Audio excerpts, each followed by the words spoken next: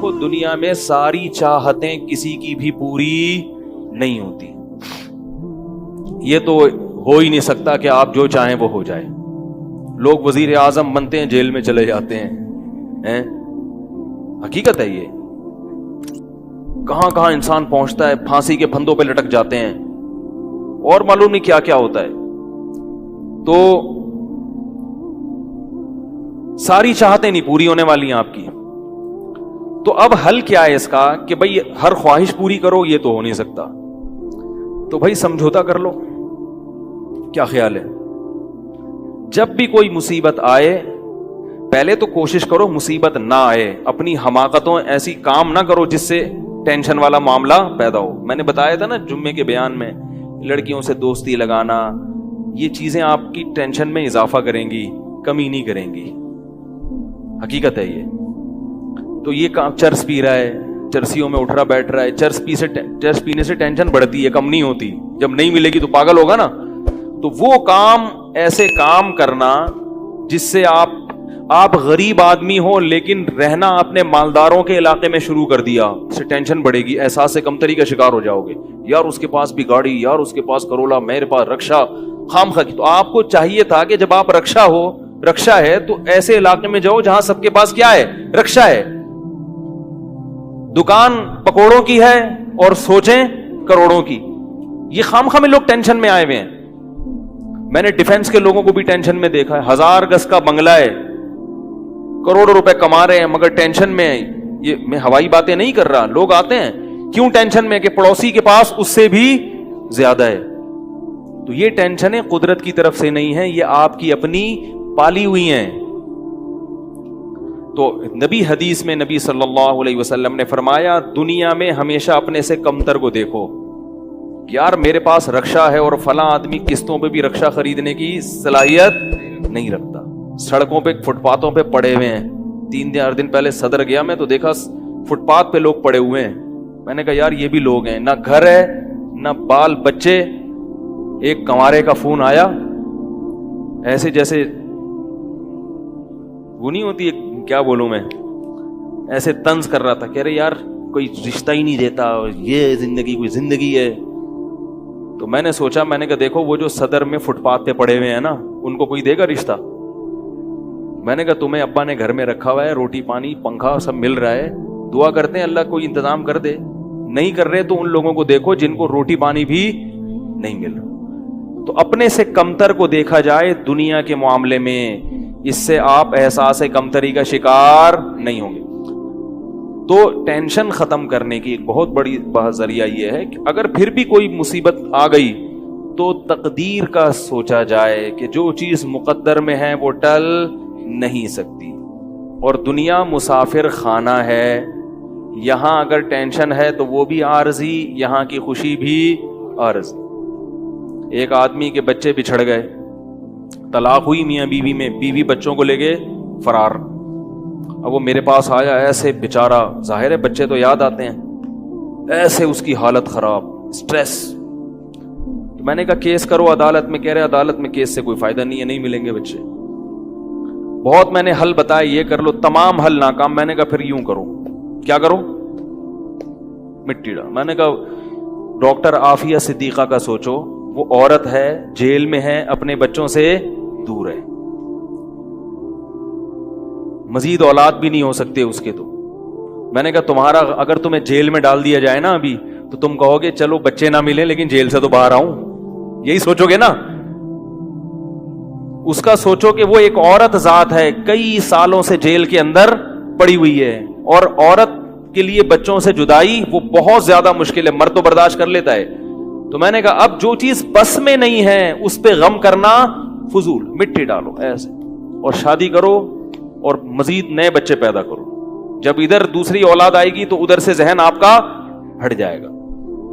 کہتے ہیں لوگ تانے دیں گے, بچوں کو بھول گیا. میں نے کہا لوگوں کے پاس فالتو ٹائم بہت ہے, ٹھیک ہے نا, وہ تانے دیتے رہیں گے, لوگوں کے تانوں کی پرواہ مت. جب ایک چیز آپ کے بس میں نہیں ہے تو اس پہ سوچنا کیسا.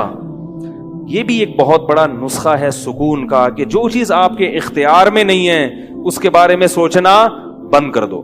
دیکھو نوح علیہ الصلوۃ والسلام اپنے بیٹے کی ساری زندگی تربیت کرتے رہے مگر وہ کافر نکلا. آخری وقت میں نوح علیہ السلام کو اپنے بیٹے پر کتنا پیار آیا کہ میری کشتی میں سوار ہو جا.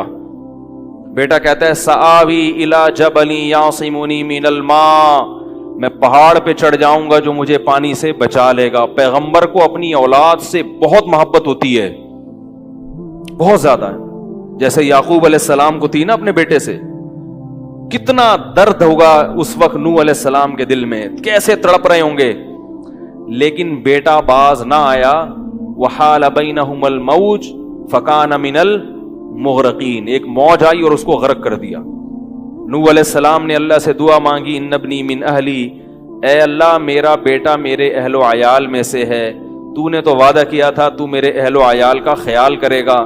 اللہ نے کیا فرمایا, انہ لیس من اہلک, یہ تیرے اہل میں سے نہیں ہے, اس کا عمل ٹھیک نہیں ہے.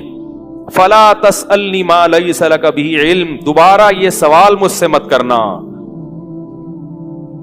اب یہ نہیں کہ نوح علیہ السلام بیٹھ گئے اور یہ کیا ہو گیا اور اب سوچیں یہ تو بڑھ گیا. بس نوح علیہ السلام نے فوراً استغفار کیا, اعوذ بک ان اسألک ما لیس لی بہ علم, اے اللہ میں تجھ سے پناہ مانگتا ہوں ایسی چیز کی, میں تجھ سے ایسا سوال کروں جس کی دلیل میرے پاس نہیں. بس بھول گئے.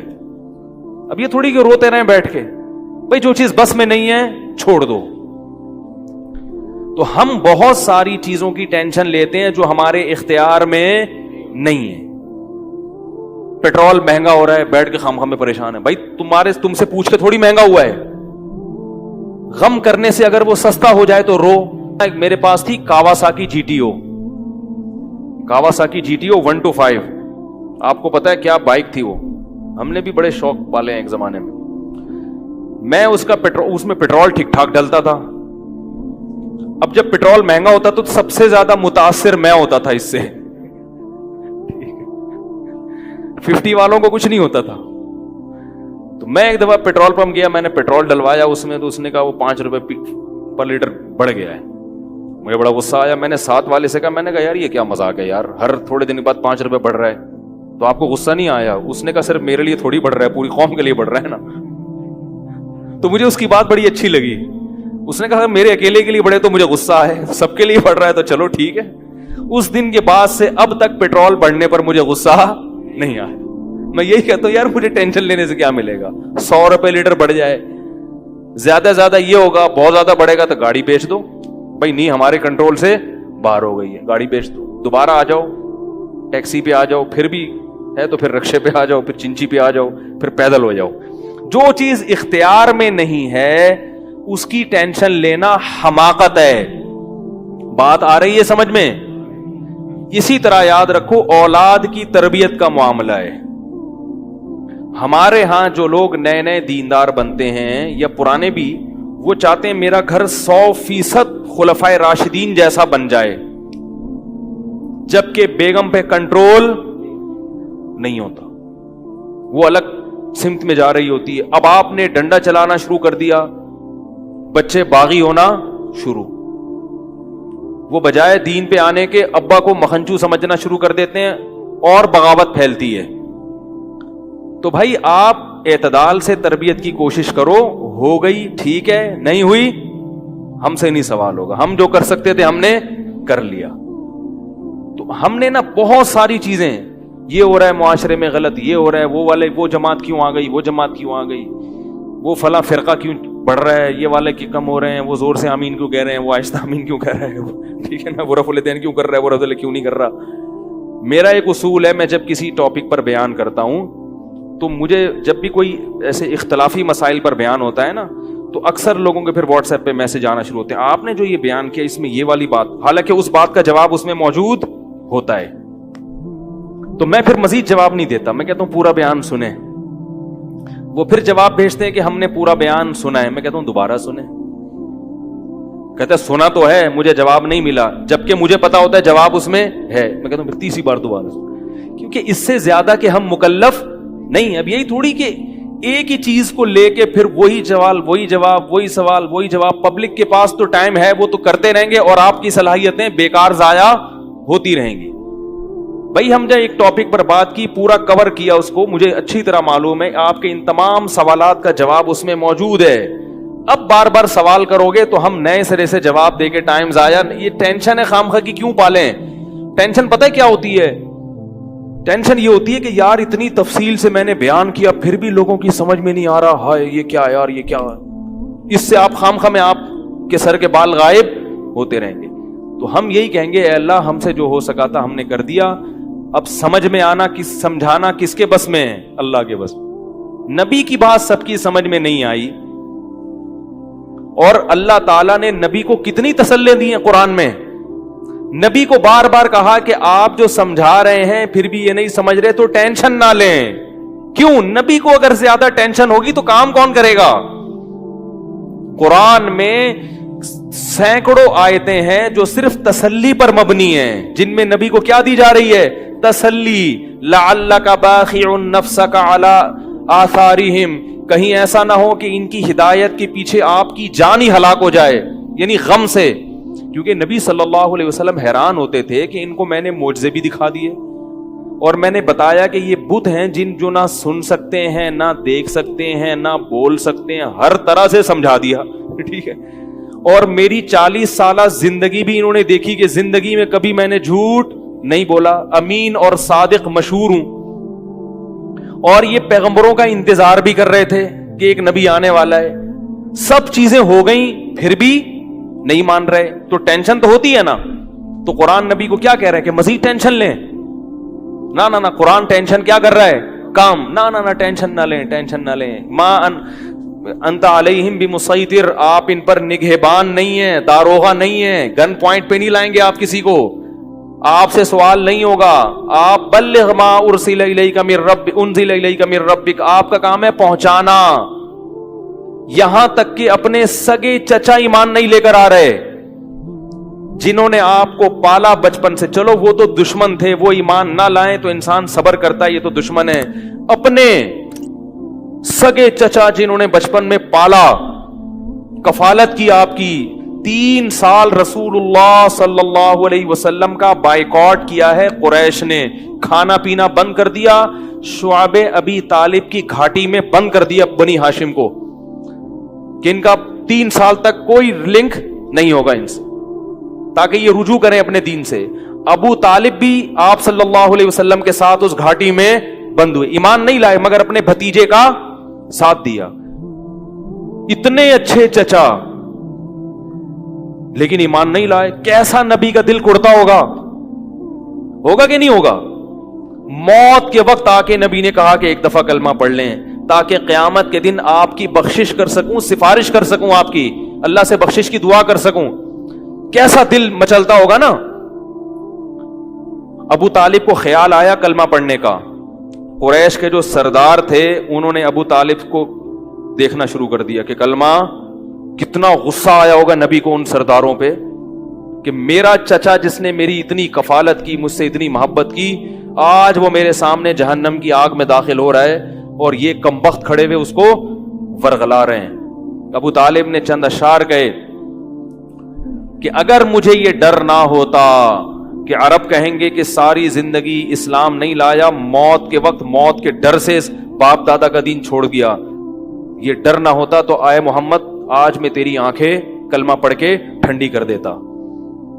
لیکن اس کو انہوں نے غیرت کا مسئلہ بنا لیا کہ میں مروں گا تو سردار کہیں گے کہ یہ ایک زبان والا نہیں ہے.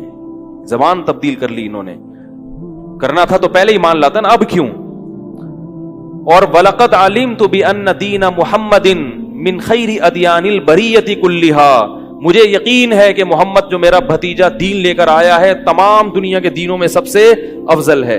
لولا الحذار لولا الملامت او حذار مسبت، اگر ملامت کا خوف یا لوگوں کے برے بھلے کہنے کا خوف نہ ہوتا تو آج میں اپنے بھتیجے کی آنکھیں ٹھنڈی کر دیتا. کیسا دل کوڑا ہوگا میرے بھائی، کیسا، جس کو جہنم کی آگ کا یقین ہے اور ان کو معلوم ہے کہ میرا چچا جہنم کی آگ میں داخل ہونے والا ہے، کیسا تڑپ رہے ہوں گے. اور ابو طالب کی آنکھیں بند ہو گئیں. نبی صلی اللہ علیہ وسلم اتنے غم زدہ ہوئے. اللہ نے پھر کیا دی؟ تسلی کی آیتیں کہ ٹینشن نہ لو. یہ میں آپ کو کیوں واقعات سنا رہا ہوں کہ جب اتنے بڑے بڑے غم کے واقعات میں اللہ ٹینشن لینے کو پسند نہیں کر رہے تو ہماری چھوٹی چھوٹی اس کی پکوڑے کی دکان چل گئی, میری دکان بند ہو گئی, اس کو سواری مل گئی ہے بھائی رکشے میں, مجھے سواری نہیں ملی. ان چیزوں میں ٹینشن لینے کا کیا مطلب؟ بہت مشکل ہے یار, کیا کریں یار. ہماری ٹینشن یہی ہوتی ہے نا یار, سیٹنگ وہاں چل رہی تھی, ابا نے رشتہ وہاں طے کر دیا. یہ کوئی ٹینشن کی چیز ہے؟ ٹینشن تو وہ ہے جو نبی کو ہوئی تھی. یہی ٹینشن ہے آج کل. تو نبی کو کس قدر غم ہوا ہوگا. غیرت بھی ہے نبی میں, حیا بھی ہے, محبت بھی ہے, لیکن اللہ کیا کہہ رہے ہیں؟ ٹینشن نہ لیں. کیوں؟ وہی اصول جو میں نے آپ کو بیان کیا کہ جو چیز اختیار میں نہیں ہے اس پر ٹینشن نہیں لینی چاہیے. انک لا تہدی, یہ آیتیں نازل ہوئیں, من احببت ولکن اللہ یہدی من یشاء. اے محمد, جس سے آپ محبت کرتے ہیں اس کو ہدایت دینے کے مالک نہیں ہے. محبت الگ چیز ہے, ہدایت ہمارے ہاتھ میں ہے, آپ کے ہاتھ میں نہیں ہے. اب اگر نبی اسی غم کو لے کے بیٹھے رہتے تو کہاں سے دعوت اور تبلیغ کا کام ہوتا؟ آپ صلی اللہ علیہ وسلم سے حضرت عائشہ نے پوچھا کہ ابو طالب جو اتنی خدمت کرتا تھا آپ کی, کرتے تھے اور اتنا کچھ انہوں نے کیا, کیا یہ نیکیاں قیامت کے دن کام آئیں گی؟ آپ نے فرمایا ہاں. کتنا کام آئیں گی کہ جہنم کے نچلے طبقے سے اللہ اٹھا کے اوپر والے طبقے میں لے آئے گا, اور پاؤں میں صرف آگ ہوگی مگر اس سے دماغ ایسے کھولے گا جیسے ہانڈی. ابو طالب پورے جہنم کی آگ میں نہیں ہوں گے, صرف ان کے پاؤں جہنم کی آگ میں ہیں.